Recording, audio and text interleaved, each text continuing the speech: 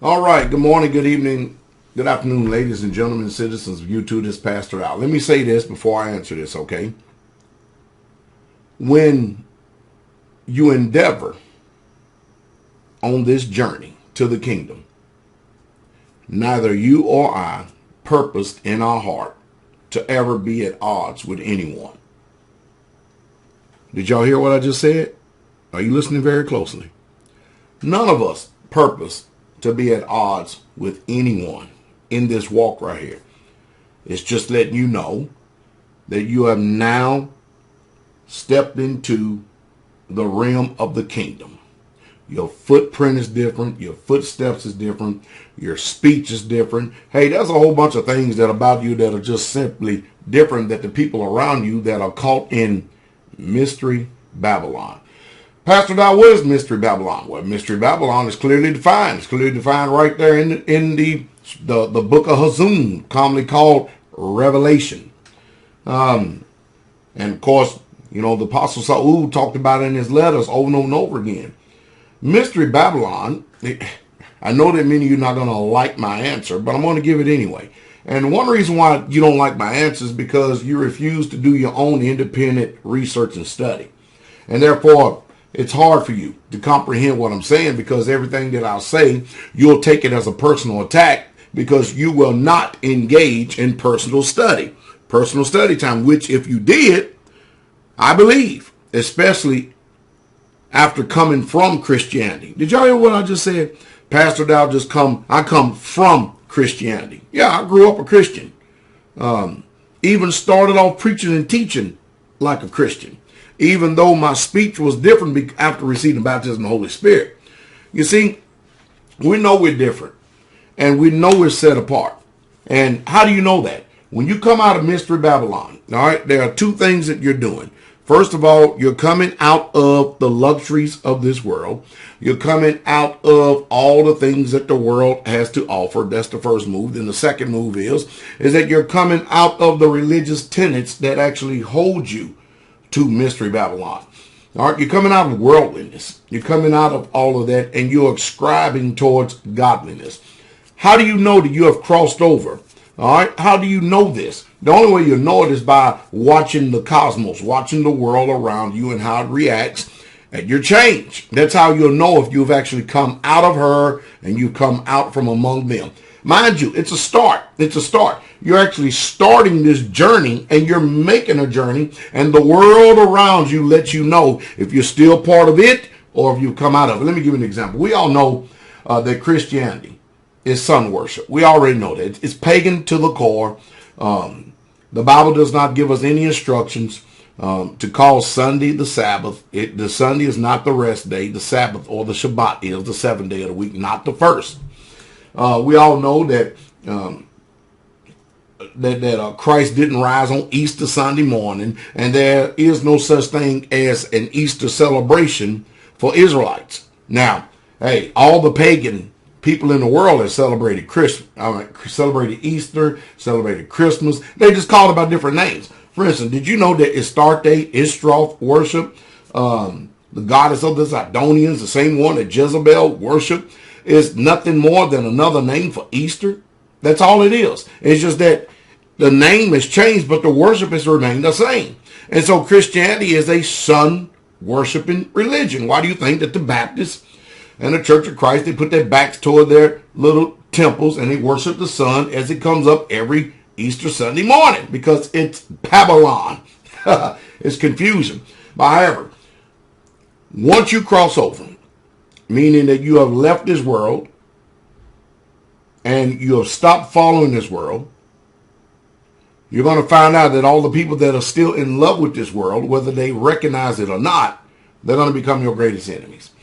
How do you know this? Because when you start keeping the commandments, when you start keeping Yah's commandments, that's all you have to start doing. As soon as you start doing that, all right, Yah will sacrifices for you through keeping of the commandments, because you are under the obedience of his law and you have left the traditions of men. And as a result, people don't know how to respond to you. They don't know how to react to you. They'll say, What's wrong with you? You're not like us anymore. You are different. You are in a cult. You are this and you are. They start pointing their finger at you left and right. And you didn't set out for that. Not at all. That's because you obeyed and didn't even realize all the things that was going to be involved in this war that we're involved in now. There's no discharge in this warfare at all. All right. So when you step away from the traditional teachings of cardinal man, when you step away from the Catholic Church, when you step away from the Protestant Church, which was born out of a protest because King Henry VIII wanted to have another wife, and he couldn't do it as long as he had Catherine. But Martin Luther, the Christian reformer, said, you be better off marrying Anne Boleyn and just taking her as a second wife. That's some Christian history for you there. But anyway, when you step away from the teachings of men, that's when the words of the Messiah, Jesus, is going to start making sense to you. When he says, don't you think that I come to send peace on earth? But I didn't come to send peace, I come to send the sword. I come to set a man at variance against his father, and a father against his son, a mother-in-law against a daughter-in-law, a daughter-in-law against a mother-in-law, and a man's own foes will be there of his own household. And you're going to start seeing people hate you. You're going to start seeing people accuse you. You're going to start seeing people cast your name out as dung. You know the reason why? Because you have crossed over. You've come out of Mystery Babylon, and their defiance towards you, their attack on you while you've done nothing to them. Nothing stops the assault of them accusing you, putting forth the finger, and saying all type of disparaging comments against you, making all different types of enemies of you, even with people gossiping and slandering you. You know you've crossed over. You know you've crossed over, and you've come out of Mystery Babylon. And that's the reason why the keeping of the commandments is so important.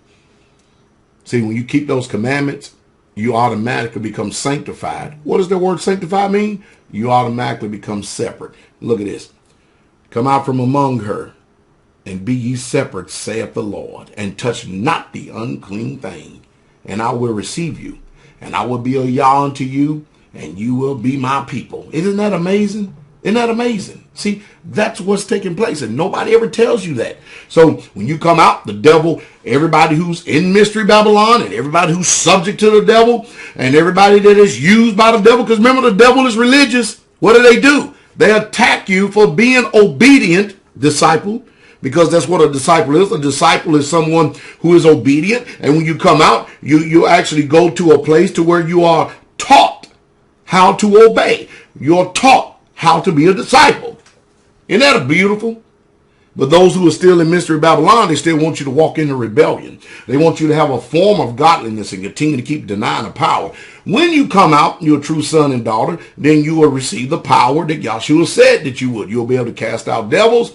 You'll be able to heal the sick. Now, you have to grow in this. You're not going to be able to have the same zenith and power as the Messiah had because, hey, to us, there's been given a measure of faith. But to him, there was no measure. Hey, the Spirit was given to him without measure. We have to grow in grace and knowledge. So we should be increasing year by year. More and more and more in this grace, in this knowledge, in this truth. And sorry, I keep saying I'm going to continue to keep echoing it again and again and again. Your family and your friends, your colleagues, your constituents, everybody you want to call Pizos, chum, pals, buddies, whatever, religious or not. It's amazing how not only the people in the world shun you, but your natural family shun you. You know why? Because they all belong to the same system. That's the reason why coming out of her, and then you come out from among them. You hear that? You have a her to come out from among them. The her is the religious system. You follow me? So that's what happens. We're separated. The commandments actually cause us to be separate from everybody else in the whole entire world. It calls us to be sanctified, to be separate. And Yah has his hand on us. So, hey, accept the walk. Wear it like a glove. And be proud that you are an Israelite today. Be proud that you have been called out of darkness into his marvelous light. What a day to rejoice. And what a day, hallelujah, to have the humility and to thank the Father for writing your name down in the Lamb's Book of Life. Now we can understand the reason why Paul said, I thank y'all for all my trials. I thank you for all my tribulations. I thank you for all my persecutions. I thank you for when I was shipwrecked. I thank him when false brethren lied on me. I thank for all the things that happened, because everything that has ever happened to me, it happened unto me for the furtherance of the message, the furtherance of the gospel. Come out of her, my people. Love not the world, neither the things that are in the world. For all that is in the world is the lust of the eyes, the lust of the flesh, and the pride of life. And the truth is, a lot of people today just simply do not have the humility it takes to come out, to live separate, to endure the scrutiny, and to ask the Father to have the same ruach, the same spirit that Christ had in him, give it to them. They don't have that humility. It's easier becoming religious. You just heard the truth, and that's the truth straight away. Y'all have a wonderful day. King coming. Shalom.